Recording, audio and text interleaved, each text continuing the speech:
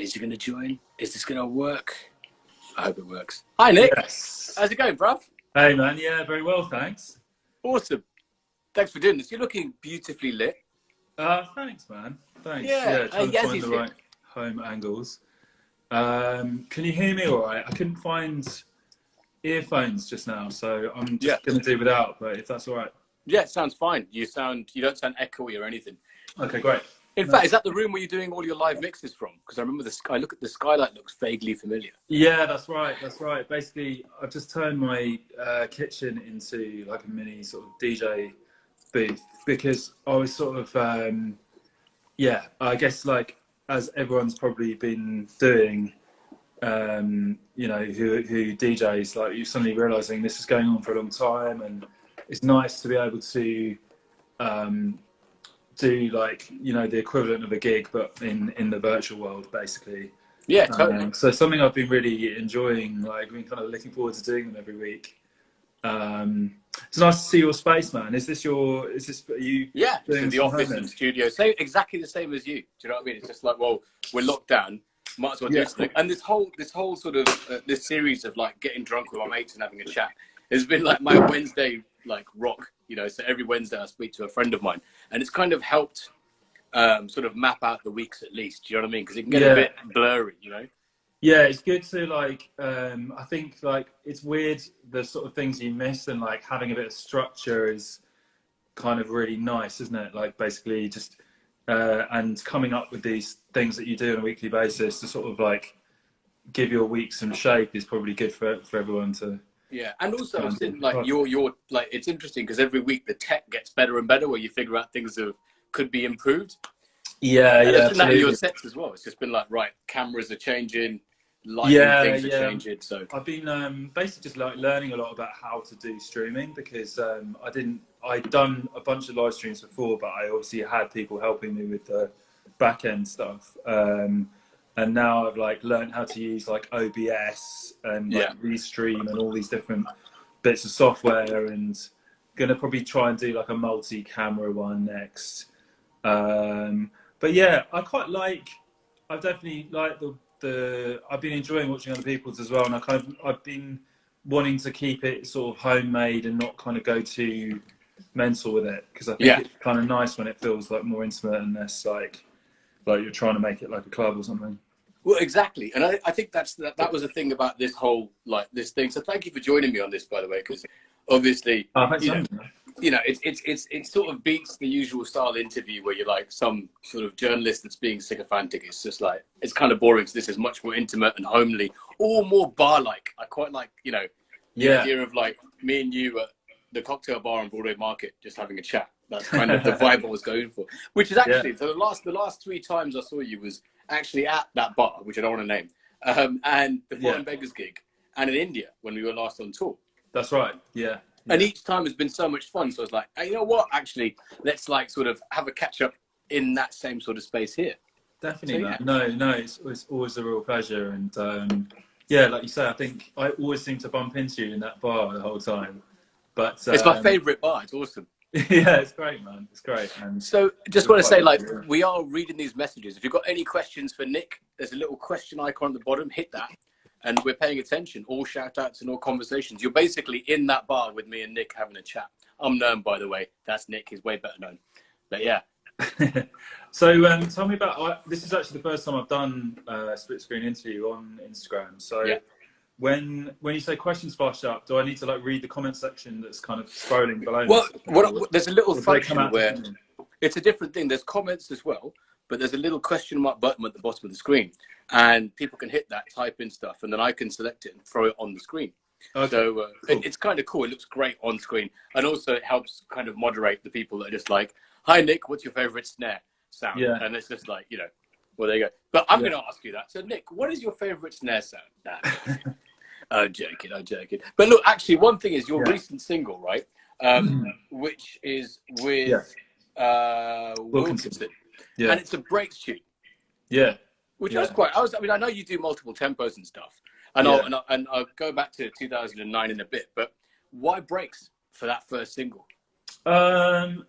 I think that basically we went into the studio. We did a studio retreat, me and Mark, because we decided we wanted to do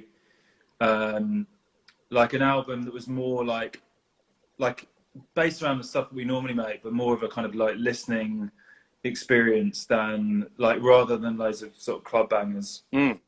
Especially as no one's going to any clubs right now, right? So it kind of makes sense. I mean, we were writing this ages ago, but it's the timing is good because it's kind of, there's more of a focus on home listening now, I guess. I mean, I think we were basically just like listening to albums like by people like John Hopkins or Bonobo, and they were like albums we really liked, but we weren't really like hearing the sort of equivalent records in D&B necessarily, and we kind of wanted to do some multi-genre stuff as well. And that track arose from we did a week at Real World Studios, which is Peter Gabriel's studios. Yeah.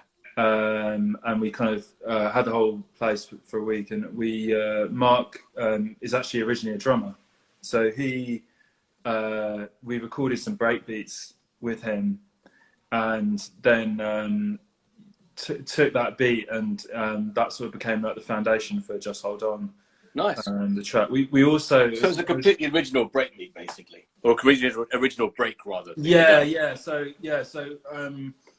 for those that don't sort of know, I guess like most of the original drum, bass, and jungle is like created by people chopping up old funk breakbeats, which are like kind of effectively drum solos in the middle of old funk songs from the 70s. And a lot of those songs were recorded in quite sort of strange, different ways. So they have, a lot of the breakbeats have a real character to them, but they don't really sound polished. They sound quite sort of crusty and old. And yeah, for this tune, we kind of wanted to do the equivalent of, just kind of making our own breakbeat and chopping it up and turning it into a track. But I mean, also I've been really enjoying like more breakbeat stuff from people like Special Request and Prosper, people like that. So that's definitely like a sort of genre of music that I've been enjoying recently a lot, and I guess that's why we kind of went in that direction a bit. Yeah. Well, I mean, that's the interesting thing, because your career started, like, I first heard of you in like 2008, 2007 maybe, right? Jack. So almost pre-Ram, my Ram mate Jack Murphy, big up Jack Murphy. And do you want to tell the whole story about how you got signed to Ram? Yeah, so Jack, who we're talking about, is a mutual friend of mine, and Nerm's. I used to live with Jack's brother, and Jack, it was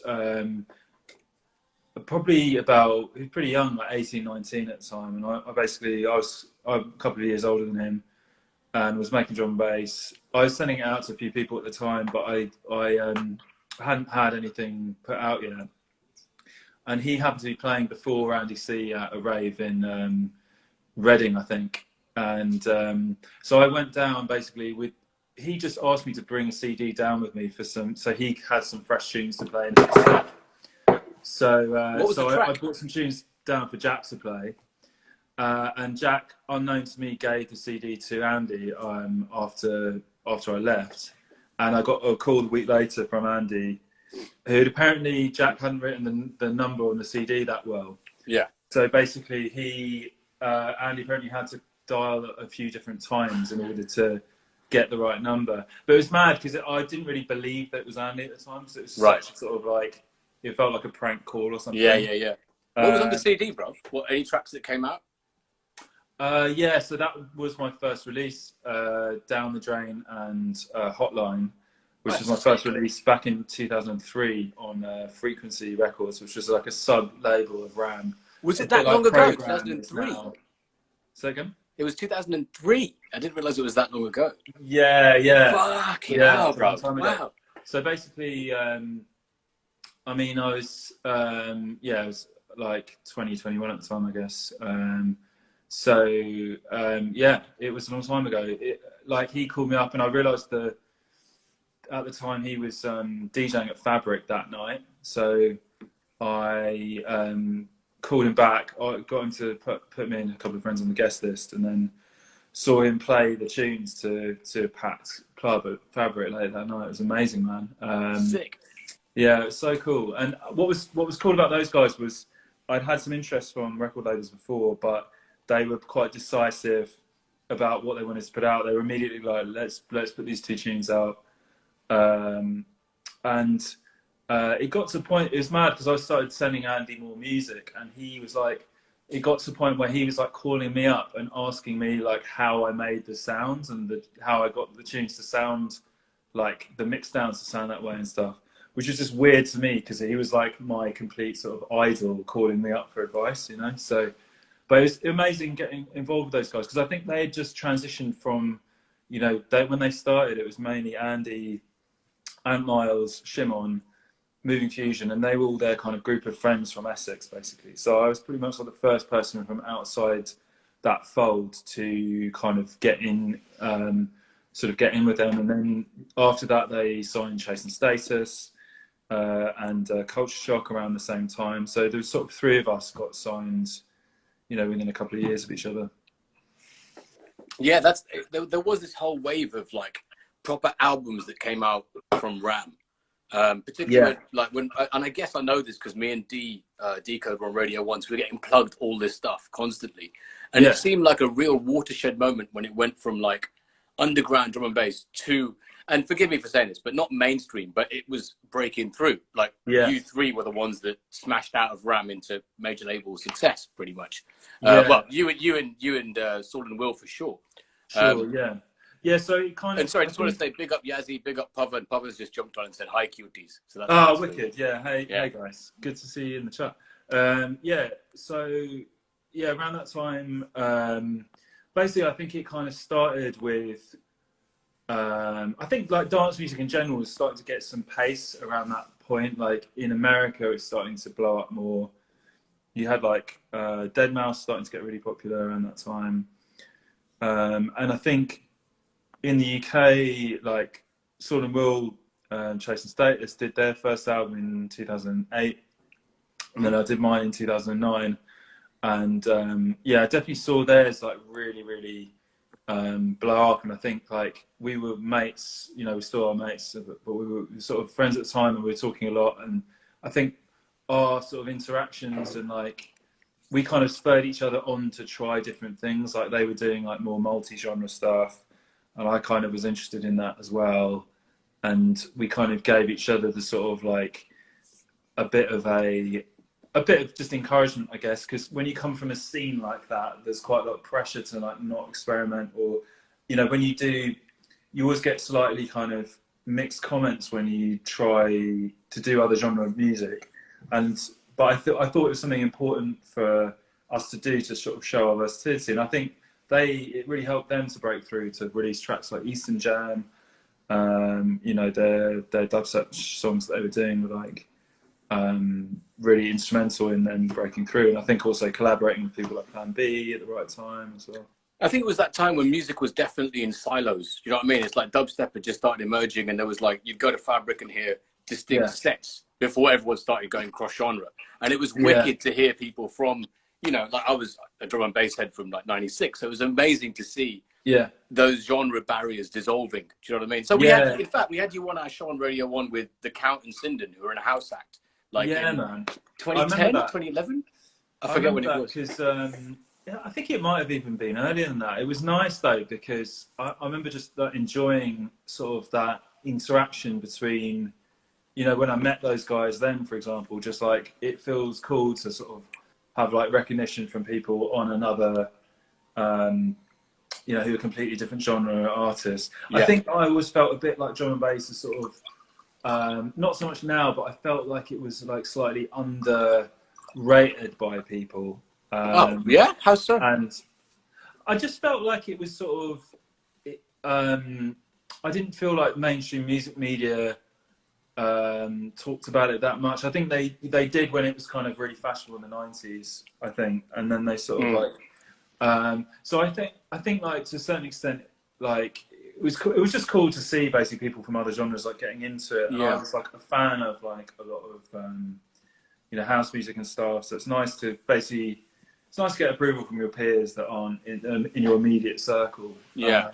But yeah, it was a nice time that, because everyone was basically just starting to experiment much more with different tempos. I think it, for me also, like it sort of revolved around like the studio location that we had. So me, Chase and Status, Nero, Breakage, Casper, and Shy FX all had a studio in the same location, which was in County Hall in Waterloo. In the South Bank, right? Yeah, and it was mad because we used to rent our studio from Pete Waterman, who's like famous 80s pop producer. I didn't know it was Pete Waterman's thing. That's interesting to know. Shit, okay.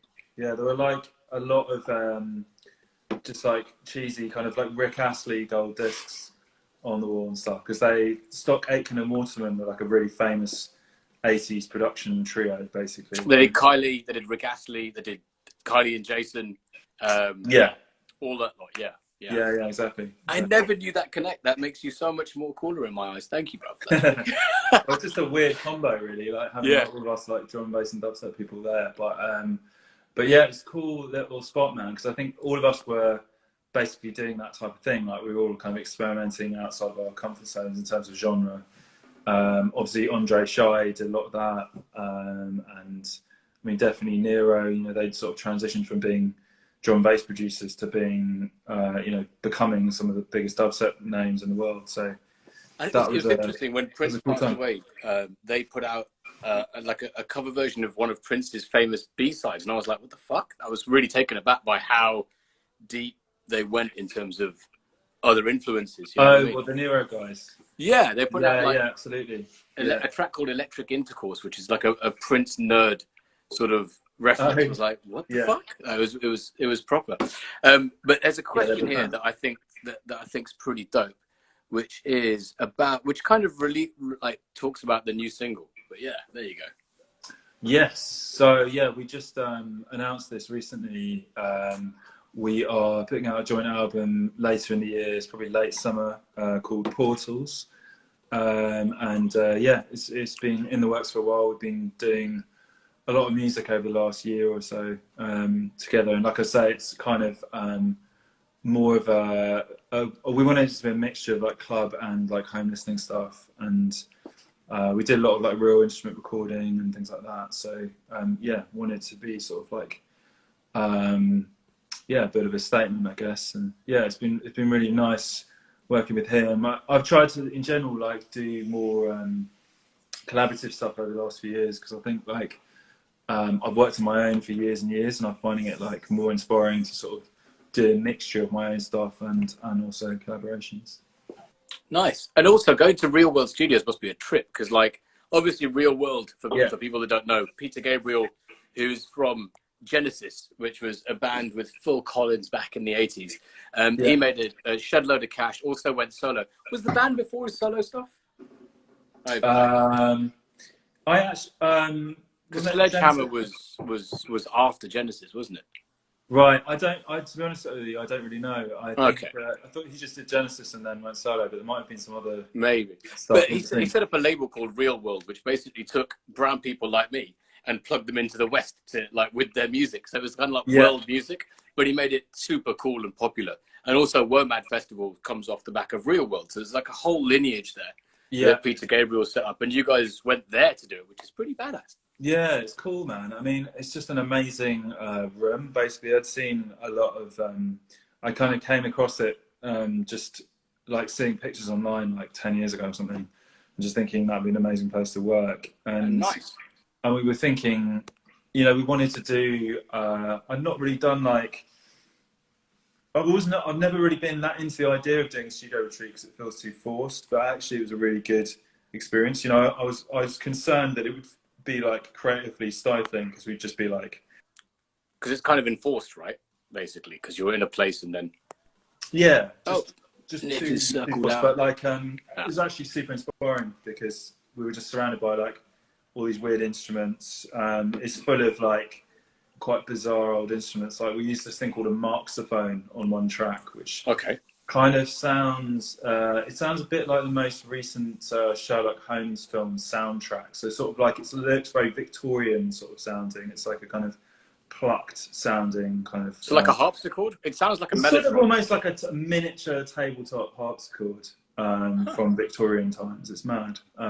But yeah, there's lots of these like little like musical curios around the studio. It's super inspiring. Do you still use your teenage engineering little synth? Because you were obsessed with that for a while. Yeah, to be honest with you, I haven't used it a great deal recently.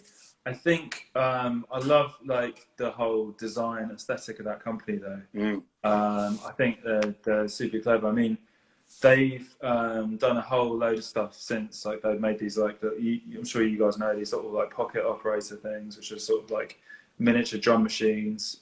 And then most recently, they've kind of made these like modular synths. They actually did a collaboration with IKEA as well, which is quite crazy, on like speakers and sort of lights and stuff. So Yeah. really cool company to check out if you're into sort of like design or music. But no, I haven't used that loads lately. I mean, I love all the sort of graphical representations of things on it. There's a great mode on there where you can sort of drop musical notes into like a kind of moving shape. And when it touches, when the dots sort of touch the wall of the shape, it makes the sound. So you can sort of like chuck loads of notes in and create some sort of random collection of notes. It's kind of like a 3D Pong. Yeah, it's kind of like, yeah, it's a bit like Pong, basically. Nice. Kind of in a sort of like hexagonal moving shape. There you go. There's a lockdown question. There you go. Yeah, I found it quite productive. I think that to start with, I really didn't, because I think like, as everyone's probably experienced, it's quite stressful in some ways. I think just from like a musician's point of view, you know, obviously all of our gigs are cancelled and stuff. So Yeah. there's a sudden like dip in income, and you know, it's just thinking about like paying for your studio space, that type of thing. You know, immediately that's a bit stressful. But I think and also just like how bad is it going to get? Like, I think that when the lockdown came in, I felt quite stressed because you just don't really know what shape or form that's going to take, whether there's actually going to be like, you know, how enforced that's going to be, like whether it's going to feel like you're kind of in some sort of martial law situation where there's like police on the streets everywhere. Well, with all due respect, the reality has felt like more chilled than that. I mean, I know that you know, I've had a mate who went to your first studio when you first started out in Jack's brother's house, maybe, and so you've started from a home setup anyway. Yeah. So to me, you're kind of prepared for any sort of lockdown, I guess, because all it needs is you and any kind of door to produce music. Yeah, I think that the setup, I think, doesn't really make a great deal of difference, because I think like the way I've sort of done my studio is that I've kind of got like a laptop at the center of it that I plug into a screen, and then that plugs into everything else that's there, like the synths and outboard and stuff. But basically, I take it away with me every evening. So when I'm at home, I've kind of just got a miniaturized version of it with all the plugins and all the software and stuff. So yeah, I'm sort of prepared for moving around and stuff. I think the other thing is that like actually making music is quite a sort of solitary exercise. So in some ways, and also it takes so much time that in a way it feels all right, because you're kind of like, well, now I've got this time to finish this project that I had in mind to finish ages ago. Or, you know what I mean? Like, I think it's not, I think like being solitary and working on our own is kind of like for producers is quite normal, basically. Yeah. But I think initially I definitely found it stressful, and the kind of how, you know, how bad the actual sort of epidemic was going to be, and like how stringent the lockdown was going to be when they were all unknowns. I think that was like, I noticed that was causing a lot more anxiety for me and like other people I knew and stuff. But I feel more relaxed about it now. Yeah, absolutely. But it is a tough time for everybody. I mean, it's a bizarre time, isn't it? Yeah, totally. Well, I think there's, like I said, I think that there's sort of regularity helps, like your mix sets, you know, and like these chats that I'm having. And speaking of which, there you go. Yeah. Yeah, so I do quite a lot of preparation for sets. I mean, I think with the streams I've been doing, they've been a lot less prepared, because I've kind of wanted to go more off piece with like the selections that I'm playing and stuff. Can I ask you a question? So, you know, in Bombay when we played, and we were out, and I was a bit smashed, and I did that mix of Time Warp coming out of Rihanna Umbrella, just for a joke, and it was have you ever thought about that kind of stuff in terms of like just having a laugh in your mixes? I haven't ever. I mean, I definitely like playing like home like edits that I've done and stuff. Yeah. I don't think I've ever done a Rihanna edit, but I wouldn't say no.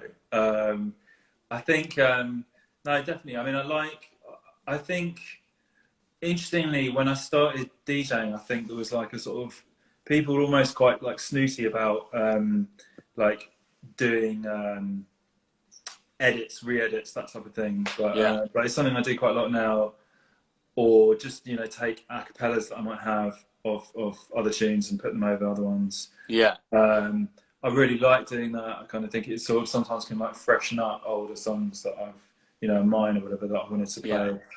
Because I think obviously, because we spoke about this back in the vinyl days, where you'd correct me if I'm wrong, but you'd have, or CD days rather as well, but you'd put tunes in key to make sure they were mixed together before you DJ'd. Yeah, definitely. Yeah. So even when they were physical. What's that? Even when they're in a physical format. Yeah, I think I just used to write on them, like the key when I was playing vinyl. But and then now the pitch up, so you pitch it up and you adjust the key change as well. Sorry for interrupting you, but yeah. No, yeah.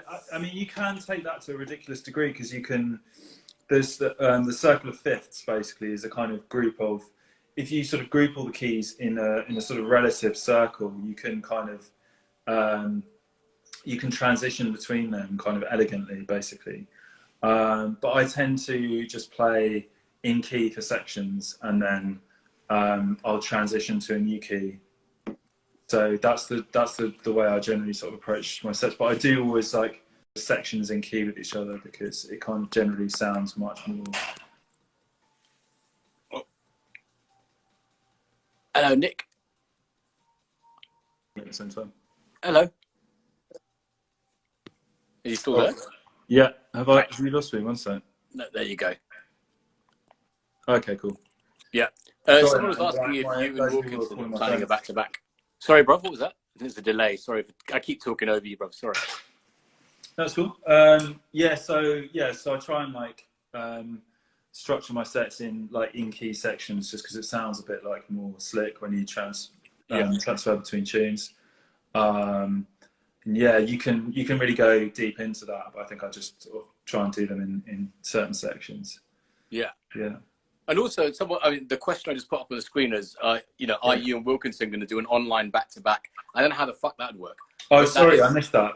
It's all right. Yeah, no we're technically it's going to be interesting to work, but Yeah, we have been thinking about that, and I think we will try and do that, but we're just figuring out the best way to do it. So there's this one thing that a very, very clever, musically massive friend of mine was talking about, which is leaning into the latency and measuring the latency and then pushing it ahead by 16 beats so that you lock in advance to a metronome. So it's like a MIDI clock that adjusts for latency in real time. Right. Which could work. Yeah. I think that it's super interesting this time because it's sort of like really fast tracks like certain elements of technology, like as in like most people's like older relatives are getting into like video streaming or like video calling, that kind of thing. Everyone's using Zoom. I think that it'd be interesting to sort of see. There's a company called Endless, which I'm quite interested in, which is like an online music sort of collaboration app, basically, that you can. It's being developed by a guy called Tim Exile. And Exile's like we made some music together years and years ago. Which is kind of his sort of stuff is very kind of experimental, sort of IDM type stuff. But anyway, he now like develops like music software and stuff, and he's developed this thing where you can sort of collaborate with other people online.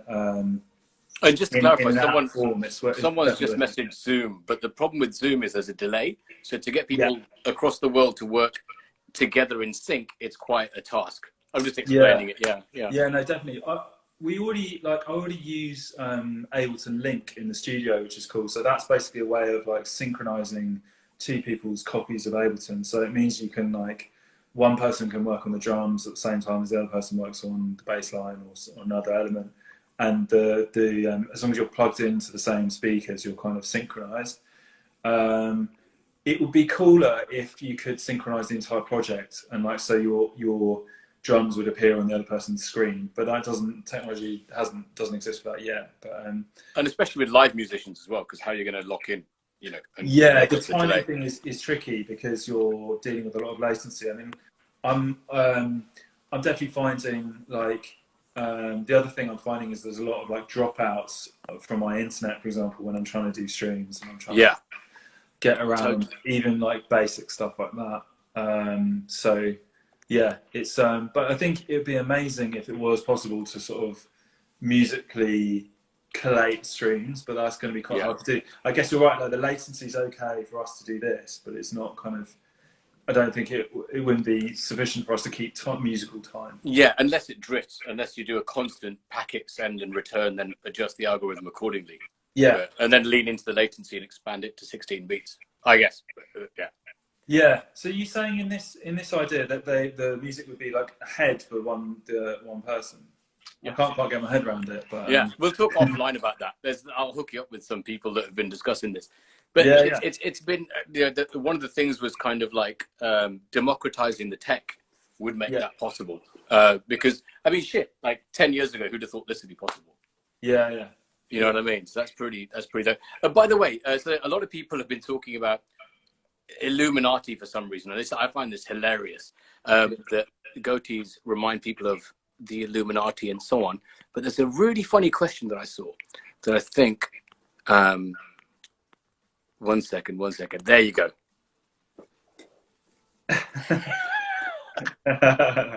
Thanks, Jazzy. I don't know where to start with that. Like Portals is a great start because Portals is kind of like Avengers Endgame. So it could be, I mean, there's a whole load of shit there you could use. Yeah, that's true. What secret conspiracy would I like to start? I don't know. I can't. What is your favourite conspiracy? I'm not really a big fan of them in general. I'm not a fan. I find it hard enough to do, like, to keep track of the truth, but I can imagine some fun in it. I mean, like, there's something to do, like, as you know, when you create an album or you create a track, you're kind of building a world out of audio. Yeah. And so conspiracy theories, I think you could, you know, fuck with that a little more to another degree. Yeah. Yeah, absolutely. Yeah. No, and I think, you know what? I need to think about that one. Being a Beatles and a Prince fan, backmasking, where they're sort of reverse messages to the devil and stuff in their music. I quite like the idea of like hidden audio messages in there in artistic works. That's kind of like little like Easter eggs kind of thing, isn't it? Exactly. So I think, and I think we're in a time now where I thought that, you know, the concept of the reverse audio on Prince's Purple Rain or the reverse audio on Sgt. Pepper would be quite apparent to everyone. But apparently, you know, people still find that interesting. So, yeah, even though we have all the information at our fingertips on the internet, there's still something there to be, you know, something there to sort of play with. Yeah. There was something recently where like there was some sort of like released pictures of LFOs, of UFOs. I don't know if that was like a I don't know if this is an interesting. I'd love actually. But you know that literally means unidentified flying object. So any object that's flying that's not identifiable is a UFO. Yeah, like it could be a military thing. I like looking into those type of things. Like I sampled this recording called, it's like a famous recording of these like I think they were US Army soldiers who sort of thought they discovered some sort of UFO, and I sampled that for the start of my second album, Taurus. And it's like a famous recording. You can find it online and stuff. I mean, I'd love that to.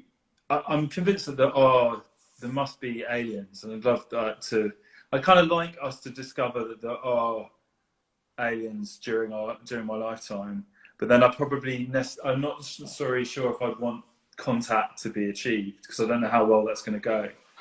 But, absolutely. But I like the idea of there being aliens out there, and I think if you had some like fairly sort of incontrovertible evidence, it would be really interesting because it would really challenge people's beliefs, and you know. You know, have you heard this one concept that, you know, so obviously Joy Division had the album cover, the single cover which was the wow signal, right?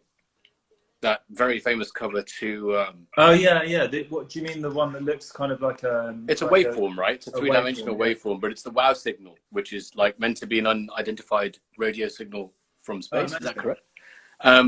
It sort of looks a bit like topography, kind of like a relief map or something, doesn't it?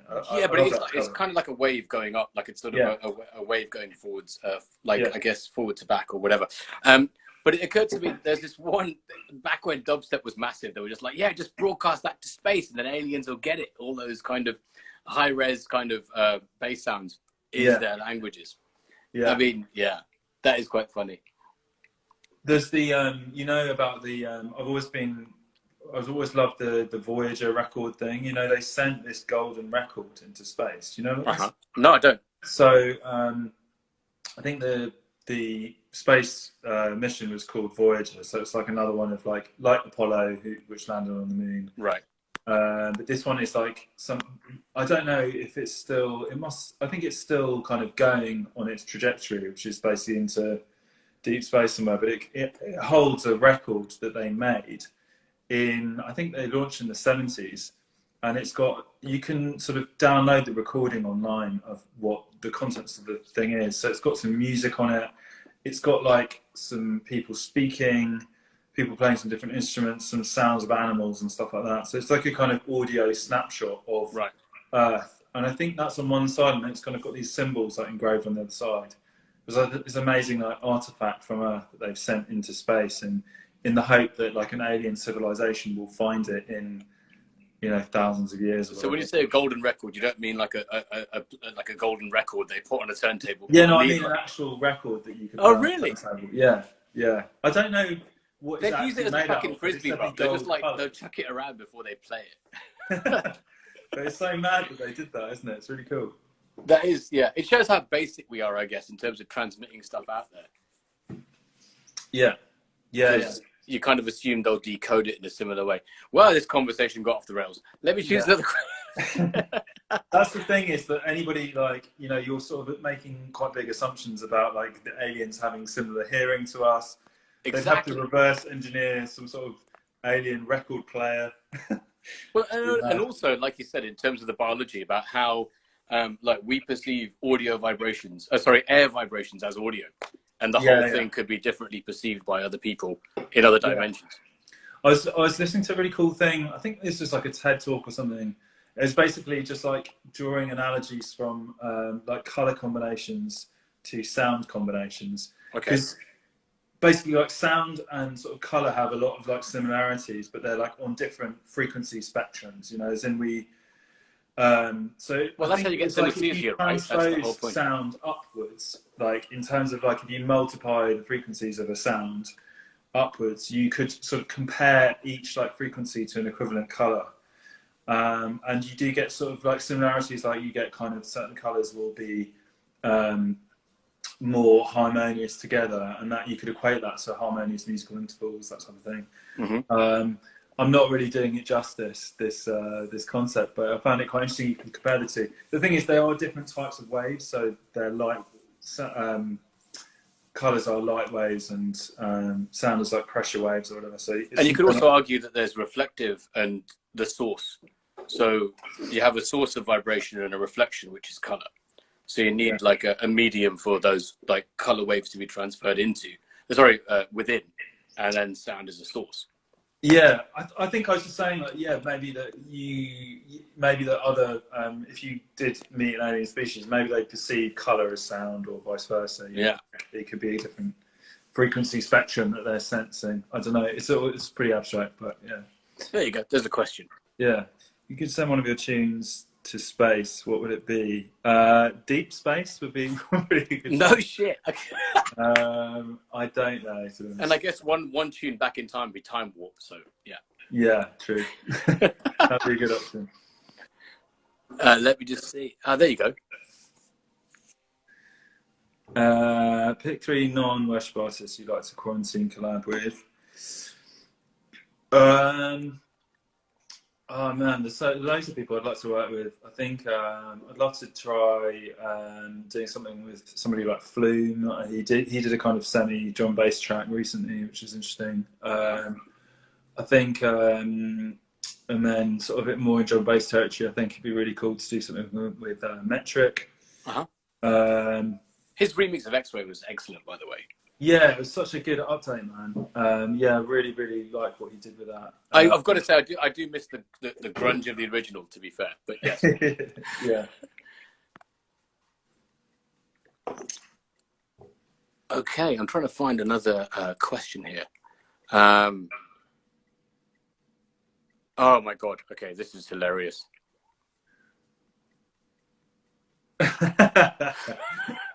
Were you doing like an airplane dance? I literally was running around pretending I was an airplane to airplane. It was very, it was, and you can imagine what happened. I actually sort of ran into people and knocked them over. It was awful. It was really bad. It was so bad. That was in Birmingham at the old custard factory around the pool. Oh yeah. So you played, was it Annie played airplane and I just went running around like that. So one question that's flown past a lot is, what's your favorite double drop? Like, I've seen that happen about 4 or 5 times on the feed. So yes, that's the question. Okay, favorite double drop at the moment.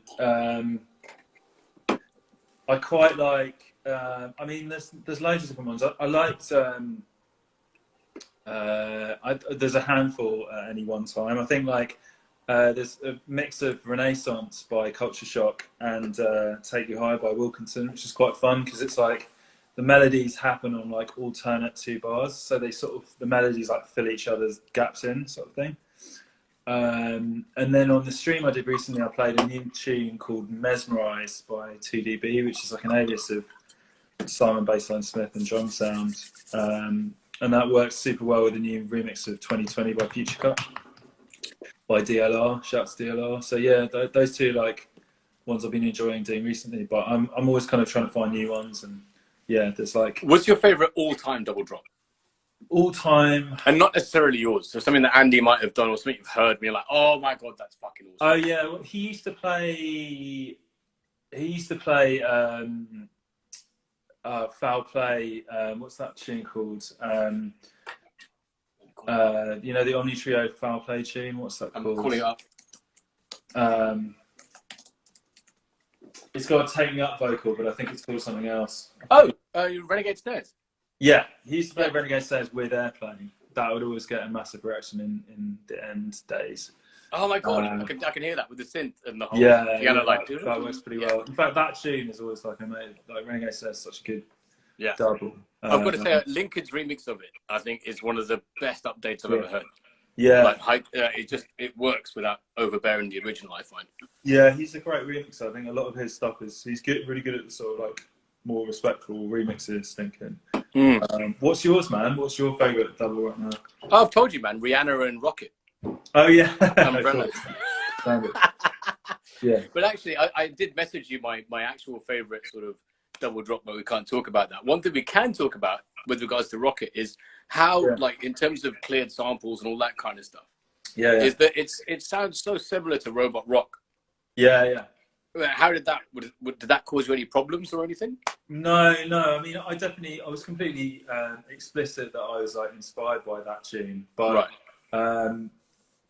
basically the original Robot Rock Daft Punk song samples is pretty mad because if you it basically samples a track called Release the Beast by Breakwater, which is like a 70s sort of disco tune, right? Which is basically exactly the same. It's very, very similar, but without the vocoder vocals that Daft Punk added. So I sort of like, I just like loved the sounds in that tune. So I kind of basically just like learned how to make the sounds. Yeah. So the lead sound is a type of, it's basically like a sync sound. It's like a type of way that you can, it's a type of sort of mode you get on old synthesizers. Right. To create that kind of really like, it sounds almost like a human voice kind of thing. You know what I mean? Yeah, totally. And I was it's really not like the modern vocoders where it sounds like Melodyne. It's much more organic. So it's got those mouth tube pieces almost that sound. Yeah, that's right. So like a lot of old Daft Punk, they use they use talk boxes, which are basically a talk box like a speaker that you sort of funnels into a tube, and you play a synthesizer through the tube speaker, and then you put the tube into your mouth, and you mouth the words of the words that you want to sort of play on the synth. So it's like a much more distinct version of a robot voice. So it's similar to the vocoder, but more organic, I guess. It's like it's got a really interesting sound to it, and that's like what Daft Punk used a lot on their older records. Yeah, sick. Yeah, there's another one here. Is a dream artist you'd love to work with?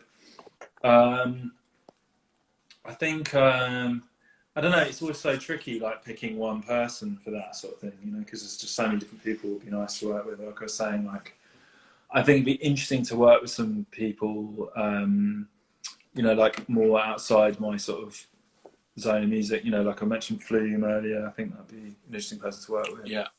Any vocalists though? Because you worked with Coco Sumner, who's Sting's daughter. Yeah. And in fact, that was interesting. So the whole shit. What's the track called? I've lost. Splash, of course it was. Yeah. Splash. It went from Splash was like a tune that you heard everywhere, drum bass clubs, and suddenly there was this vocal version. And I remember seeing like a Radio 1 video, like Big Weekend video. Yeah. People mouthing the songs. Was like, I don't know these fucking vocals. Where they come from? I was really taken aback. As someone that knows your music, I was kind of taken aback, and that was something. That again was that transition from underground to kind of more accessible, I guess. Yeah, definitely. I mean, I thought she's a cool. She's really cool. I think like her voice is kind of quite similar to her dad's and I. It's like, so it's cool to work with her. I mean, there's a lot of. I'm trying to think now about like vocalists that I really want to work with. I mean, there's just like normally there's like so many, there's a big list in my mind. I can't off the top of my head I can't think of anyone right now. But I mean, I've never heard you work with like a neo soul vocalist, for example. So like Joy Crooks or fuck, what was her name? I forgot her name. But yeah, I've never heard like you work with a neo soul vocalist. But maybe that's not the vibe. No. I mean, I think it's definitely interesting for certain projects. I think like there's so many sort of different like sort of. I've kind of like I've got a kind of list in my mind of like different projects that I want to do, sort of thing. And I think that's like, you know, I definitely think that could apply to certain like future projects, if not right now, sort of thing. I think like my immediate. In terms of like writing music, and I'm finishing my album with Mark Wilkinson right now, and then you know I'm starting to work on more music for my live show, which is like I'm doing a new live show, which is supposed to be in April, but obviously. Sorry, just want to pause. Like some Daniel Crack is like Justin Bieber, some collab question mark. The bees, yeah. But sorry, your live show is not just you and equipment and the donut. It's something else. Well, I'm just developing a new version of that. I don't want to sort of go into too much detail about it yet because I kind of want the show to speak for itself. But like, but I've been working on sort of music for that, and that's kind of like my next focus after working on this project with Mark Wilkinson. I think it's like exciting for me to think about it. Like I sort of really inspired by a lot of you know people I've been to see in the past at other sort of dance music live shows like Chemical Brothers, that type of thing. So, well, the Chemical's new live show is meant to be just ridiculous. Yeah, I didn't actually see it. They always do it so well, and like it really excites me. Like that feeling of, you know, you were talking about it earlier, that thing of like creating a world with your sort of music or whatever. It's just like that's taken to like another dimension when you add like the visuals as well. And just thinking of those like different moments, like what the sounds and what the visuals you want them to sound like at any one given moment in time is super exciting. I think we spoke about tech for your live show and how you like aligned that up and was able, you know, you were able to communicate more with the whole donut setup, with the visuals and stuff, as well as the audio. And you're able to control it all. That must have been quite satisfying, right? Yeah, it's cool though. Like I was actually like behind the lights, pretty much. Most of the lights are in front of me, so I didn't really as the only problem about doing those sort of live shows is that you can't really take it in as the performer, so it's hard to sort of evaluate like what works and what doesn't. So you always like, you end up filming them and stuff to sort of try and like look back over them and see what's working and stuff. But it's hard to take it in at the time. But yeah, we did have a setup which was like technologically impressive, where there'd be a sort of feedback between the controllers we were using on stage and the lighting. So there were certain like visual sort of patches basically, so I could sort of move my hand in air to turn on all the lighting and then move it up to turn it off, that type of thing. We're using these kind of MIDI theremins basically, so they're kind of, it's they're like basically sort of infrared sensors that you can move your hand above in order to control the sounds. You know what, that sounds like a quite like rescinding control to a live band as well is quite a thing, because you've got to kind of be a band master and sort of make sure that people can come in on cue as well. But equally, post-COVID, it's got to be quite a release, right? Like to just get out there and do shit. Yeah, it's going to be amazing. I'm so excited about like going back to doing shows. I think that the atmosphere, I hope the atmosphere will be really good. I feel like it will be, because it'll be a huge release for everybody to like be able to go out suddenly. I hope that the sort of the society in general is not going to be too paranoid about like germs and things like that, and that it's not going to have that effect. But I think, I'm just really excited to going back to doing shows. I feel like the atmosphere is going to be amazing when we. Well, I think even if everyone's masked up, I think we'll all just look industrial and futuristic anyway, like Mad Max. Like all masked up with oxygen pipes and raving hard. But it'll make sharing a cigarette with someone really difficult. And a drink. Yeah, do you think mask wearing is going to become quite widespread? It probably will be, yeah. I mean, okay, so this is the thing. Someone else asked this. Actually, I'm going to pull this question up, which was quite fascinating. Which was about, in fact, fuck it, I'll ask you. I can't find it because there's so many. And a lot of them are just ridiculous from Yazzie about whether you like pineapple on pizza or not. But one of the questions was the US impact on underground music in the UK, particularly dubstep. Yeah. So, you know, we both know this. We saw it, you know, come from Plastic People in Shoreditch and Croydon to, you know, becoming this huge bro step thing where it was like Cyberdog, but spread all across California with masks and things. So, I mean, in terms of that whole, you know, Mad Max kind of masks and everything else, I think it's kind of always there anyway, right? It is slightly like, it's definitely an eye opener for like people from England to sort of see the like US rave fashion is like completely different over here. It's kind of really like a lot of accessories, a lot of furry boots, a lot of masks and stuff like that. But so is UK stuff in Printworks, for example. Yeah. So you get a lot of that.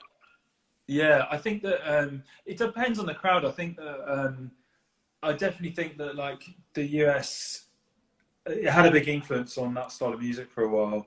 I think that what's happened is like I felt that those sort of all of our sort of genres kind of converged at about like 2012 sort of time. Yeah, totally. So I kind of feel like they've been like going on separate paths since then. But I've sort of been enjoying like the way that the music's kind of gone over here. I think that, but it's interesting that everybody was playing like really similar type of music around that time, and now I think like if you go to a big rave in the US, a big dance rave, and you go to a big dance rave over here, the music that's playing is very, very different. You're right. It was a point of convergence. I personally saw it as like dubstep came along and gave a big kick up the arse to every other genre, because it was like almost like a nascent threat of like, where the fuck did this come from and what is it? And suddenly everyone had to up their game from every BPM. You know, suddenly there was like Jack in House. Do you mean like the production level just went up? Well, I think actually the sort of the double time bass, like typically it was always bass was always half time, beats were double time for drum and bass. And sort of the speed of the bass lines just ratcheted up. Yeah. You know, I think like the intensity of the music kind of went up a lot, but I sort of feel like that got to a point where it was almost a bit much, and I'm kind of like happy that it's sort of dialed down a bit now. Like, or the sort of type of music that I am playing is like a bit dialed down, because I think maybe because I'm older and I've sort of come from like more of a sort of, you know, like or I don't know. I basically listen to a lot of like house and techno and like Yeah. ambient music and different stuff. And I think like one thing I always sort of dislike in clubs is like when the intensity is like too high constantly. I kind of like it to be more of like a journey kind of thing where there's like some down moments and like where the sort of sections that feel like long builds, you know. And I think sometimes you don't get that in like some types of like American dance music can feel. I'm not generalizing at all, you know. Like there's really interesting parts of American dance music, but like some of it feels like too intense sometimes. Yeah, I mean, it was an interesting thing is that, and back when I was a genre snob, back in like '98, I was like really like drum and bass is everything. Fuck everyone else. Like fuck all this. But it was fascinating. I was kind of like that as well. I think. Yeah, and it's fascinating talking to say Marla or Rennie Pilgrim or even Scream, and people from different genres were like, everyone loved it. And in fact, Armand van Helden is a great example of this, was someone that wanted to make D&B, but either the scene was so insular and wouldn't let them in, or it was just like, what the fuck is this? How do you get that groove at that speed? I always used to, like when I was growing up listening to drum and bass, I always kind of liked it that it was like really hard to produce for other people, and you could sort of like, you always could tell somebody that wasn't from drum and bass, they're kind of, they're you know, like the sound of their beats just wouldn't be quite right.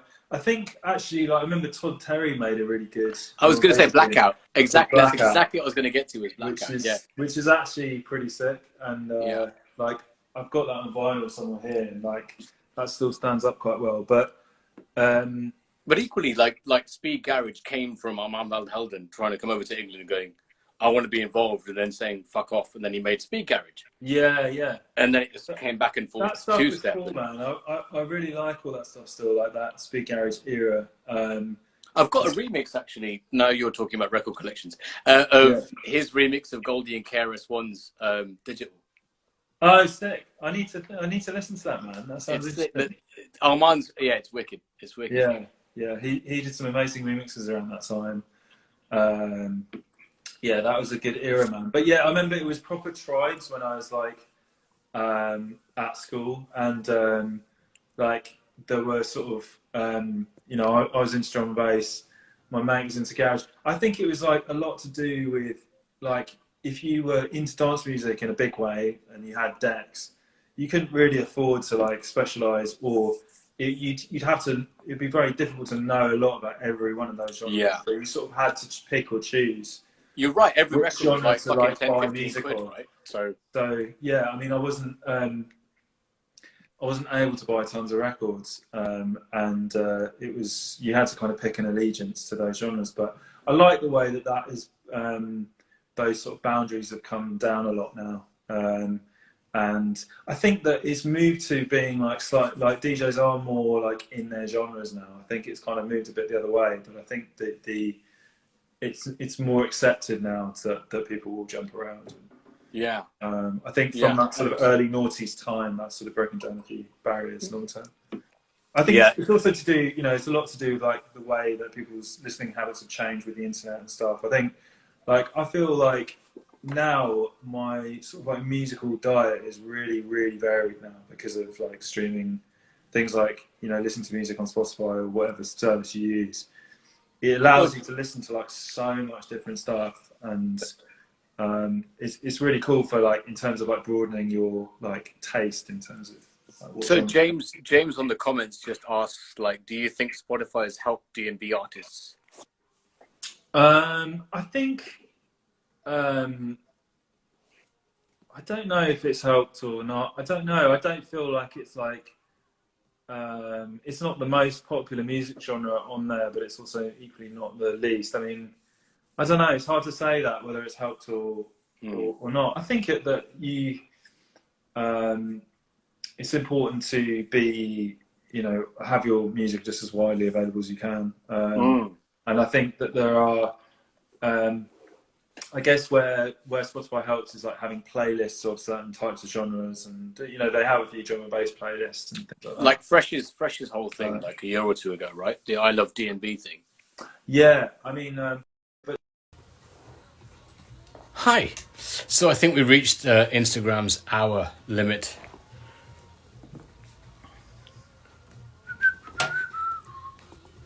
Hi. I think we reached Instagram's hour limit. So hopefully Nick will join us again. Hi,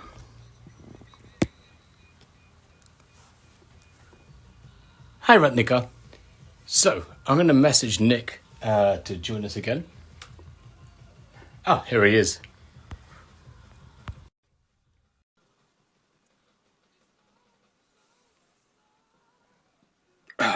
Gave me a chance to go to Lou and Bert. Easy, bro.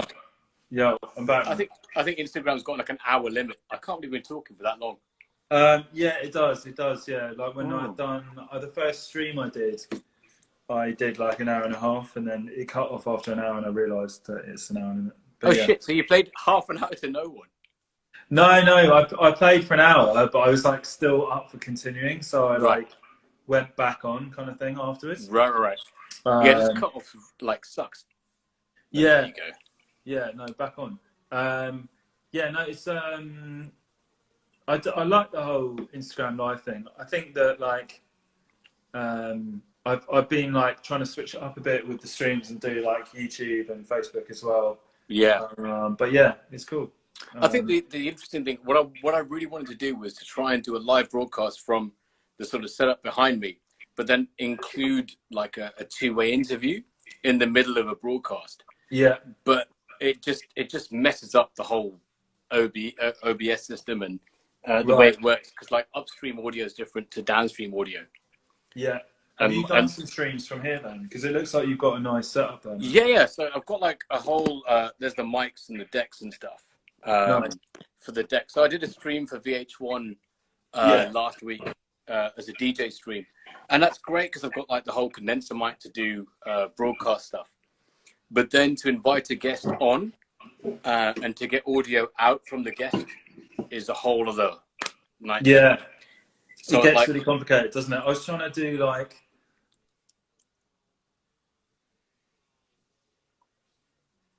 I make tunes and like offer and bandwidth input and stuff. And sorry, bro, you cut off there.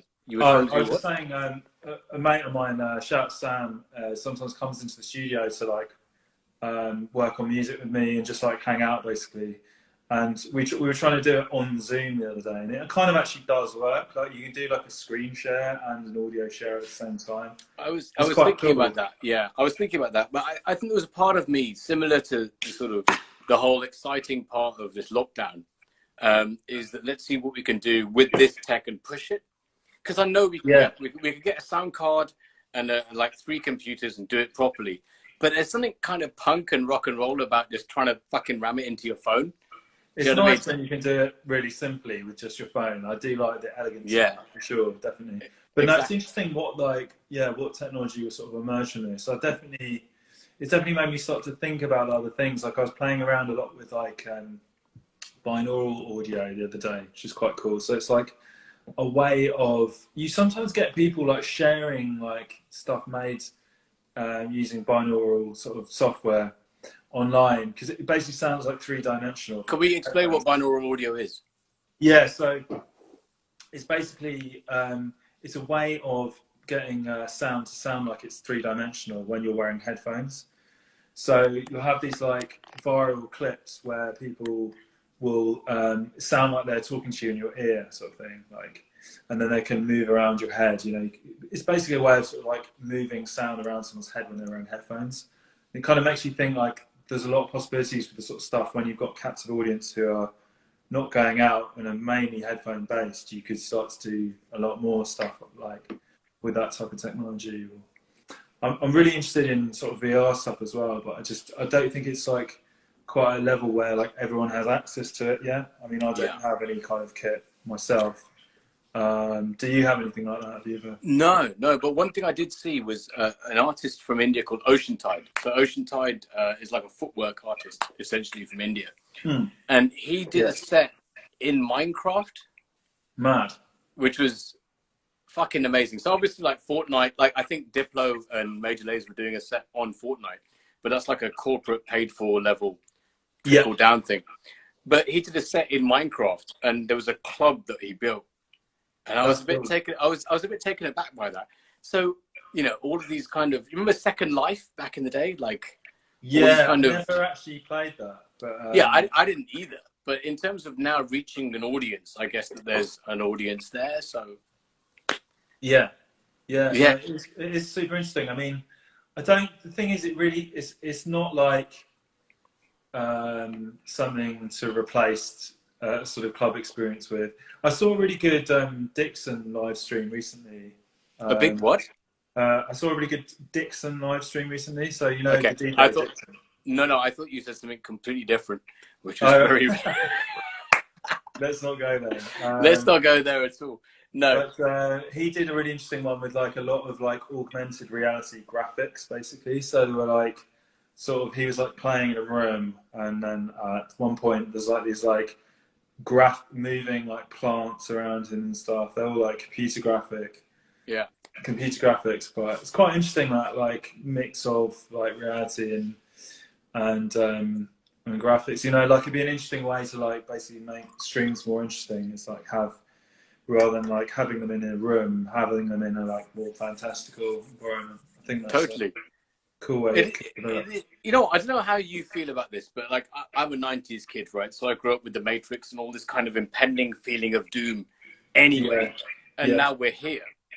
So the whole concept of a virtual world has been like on the fringes of our own periphery anyway, right? What's mad is that whole Matrix sort of theory is like there are quite a few scientists who seriously believe that we could be living in a simulation. In this, 100%. And there's a lot of like, because it's not, it's I mean, I guess like basically as we go on in history, like there's going to be quite a few science fiction films that turn out to be like, shit, they were completely right. Do you know what I mean? Like just by the law of averages, like one of them's going to nail it. But I think that's why drum and bass always sampled Blade Runner and, you know, this kind of futurism. You know, we were always like drum and bass was always sampling futuristic films, and they were typically dystopian. You know, in their approach, like it was always about a dark future. All of them, like Photek, Dillinger, everyone was like very much like there's going to be a sort of negative part. The interesting thing about you and other more sort of, and again, forgive me, but I don't mean mainstream producers, but more accessible producers, was that you could sort of transmit joy as well. Yeah. I think that the stuff that I made is like typically like less dark than that. I think that I guess like the stuff that you're thinking of, like a lot of that music is like what I kind of really got into as well, like kind of mid to late 90s sort of metalheads, kind of Dillinger, Photek. And also big up Nitin, like Nitin Tony's on here, so big up Nitin Tony. Yeah. I think that that sort of stuff just feels like the sort of soundtrack to like a sci-fi film, doesn't it? And I was really into that stuff. I still really like that kind of feel, but I guess probably mix that with a bit of kind of influences from house and techno and sort of electro and stuff. So I think there was like more of a, I guess like tunes like it kind of went from like that, and then I was really influenced by tunes like, I don't know, Spaced Invader, the J Magic remix, that type of thing. That's one of the best things ever. More like house music influences. So I think there's a kind of mixture of those two things that were like kind of those were like early influences for me in drum and bass. But I was like house music style of stuff, which was probably the lighter, more upbeat side of my sound. So is it Joey Beltram, who's a massive techno like icon? Yeah. So that like I think it's one of his tunes. I think it's Energy Flash that like sort of that Metalheads and Goldie used for that whole fucking. Oh yeah, there's a sound called a Mentasm, isn't there? Yeah. Right, and that's on every early Metalheads release. That whole that whole fucking thing. So it came from techno anyway. Yeah, sure. There's a lot of exchange between those two genres. I think they felt quite separate for a bit, but I think that you really notice it now. There's a lot of producers that kind of have jumped between the two. I think like I know one Icicle. Comics makes techno. Yeah, Icicle. It's quite common. I mean, And obviously Marcus as well. Rest in peace, Marcus. Yeah, yes, for sure. Yeah, Marcus is like a huge. I was always like hugely into his stuff. I think he was like a big proponent of that, like fusing house music with drum and bass. But yeah, obviously made it himself as well. But you know what? Honestly, forgive me for this because Nick, I always thought that you were like in the wave of like 2009. I was really shocked you had a release on Frequency in 2003. Like I'm taken back by that. Like the fuck. Well, no, I mean, I think like that was like early times, and then I sort of 2004 put out a couple of tunes, and then 2005 is really when I started to play out regularly and release music. Like I had X-Ray on Round, that was kind of my breakout tune, and then later in the year I remixed Smoke and Wet Shop for Prodigy. Yeah. And already kicked off sort of 2005 times. But yeah, I mean, and then, sorry, and then I put this on sleep accident. No, all good, man. So yeah, after that, I kind of put out stuff around for a few years, and then my debut album in 2009. But I think that was when it all like kicked up another gear for me, basically. And well, my point being is that the understanding of how musical genres kind of cross over is quite critical.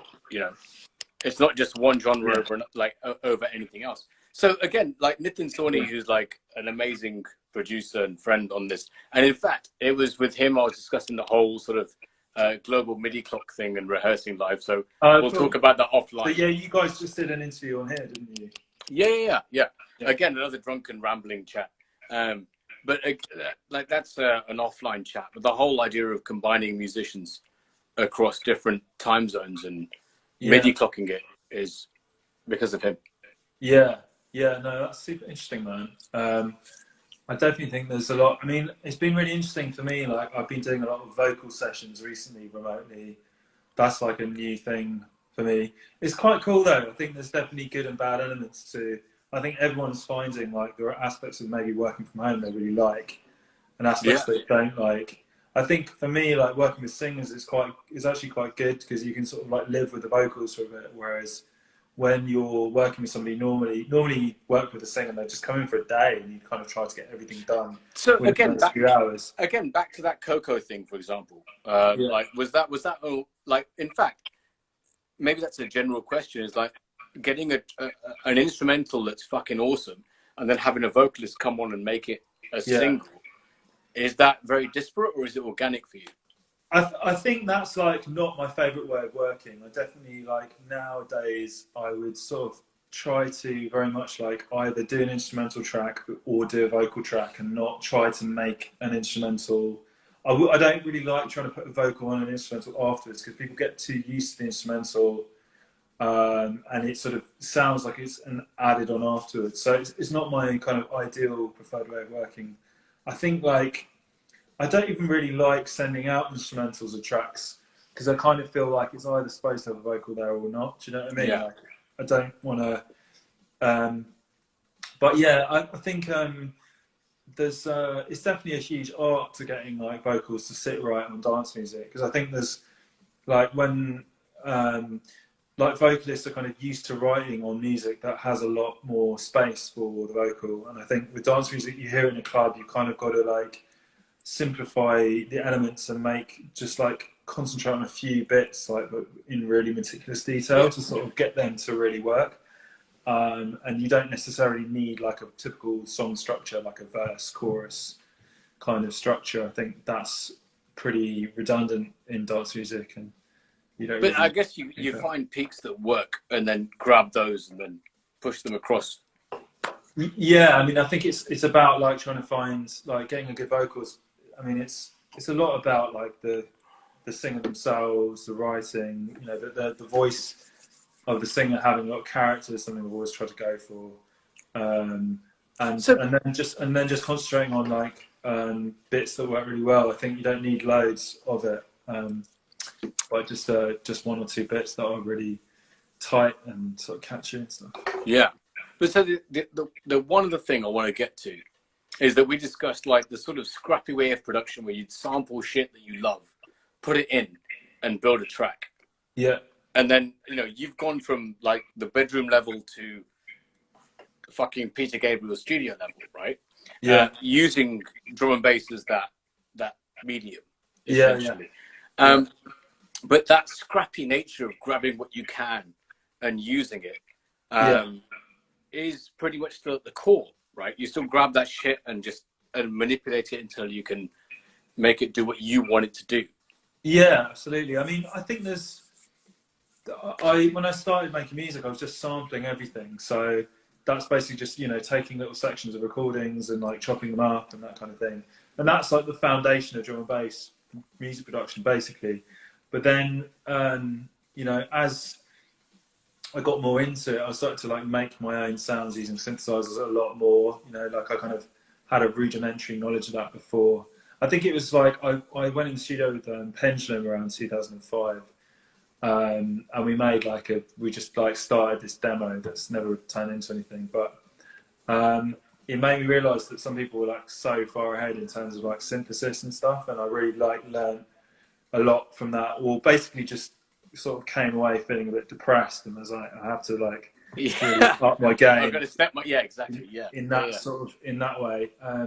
So I mean, what's been satisfying for me as a producer, I think, as I've gone on, is I sort of realised that I've kind of got good at kind of making, like now when I hear a sound, I kind of know almost exactly how to make that most of the time. And I love that aspect of production. Like if I hear like a really old song or something, I love to like figure out what the chords are or figure out what how the sounds were made and like read up about the history of how like that type of genre is made. Or I guess the tape degradation and all of that, the processes that make it sound so...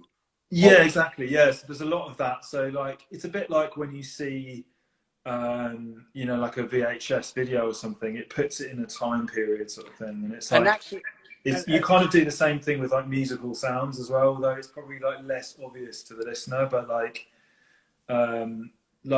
you can sort of 80s-ify a sound or make the drums sound more 70s, or, you know, there's certain like techniques, or there's certain techniques that old jungle producers used to use that sometimes I'll use to sort of reference that. So I love all the like kind of delving into the history of how all these old tracks were made and stuff. That's like a big passion of mine. And how do you work out how to recreate them? So the VHS example's a great one, because like if you were to hit pause on a VHS, there's all these white lines that come up, and that is natural analog distortion of a tape passing past a fucking head, right? Yeah. And you'd imagine someone that would try and recreate that would just draw bars all over the screen. Yeah. So similarly with audio, it's got to be the same extrapolation. Is how do you replicate that without having that hardware available to you? I mean, luckily, like most of the work's done by people that make plugins that sort of emulate that type of thing. I think that typically like things like recording onto tape often introduces a lot of warble. They call it like wow and flutter. So there are different types of pitch fluctuation that you get when you record onto tape. So if you're trying to make something sound old, you generally do that, or you like limit the frequency range of tape, basically. You take it down to something that's being recorded. So tapes often sounds a lot more muffled, that type of thing. But yeah, I like all that stuff. I think it's interesting to kind of delve into like all the old processes that people used to use, and it sort of gives like sounds a certain sometimes you want to give sounds a certain sort of feeling of like being from a certain time or whatever. It's cool. Yeah. Nice. Yeah. Well, look, bruv, I am going to let you go because I think we've been talking for over an hour, and I want to continue this whole chat, but I need to pee as well. Thanks for having me, man. That was really fun. So thank you. I want to do this again, and perhaps like not publicly, but over many margaritas in our favorite bar. That'd be awesome. I know, mate. I know. We need to hit that. Fucking miss you, bro. That'd be awesome. Definitely, man. All right. Thanks for having me, man. Big love. Thank you for doing this, bro. Take it easy. Big love.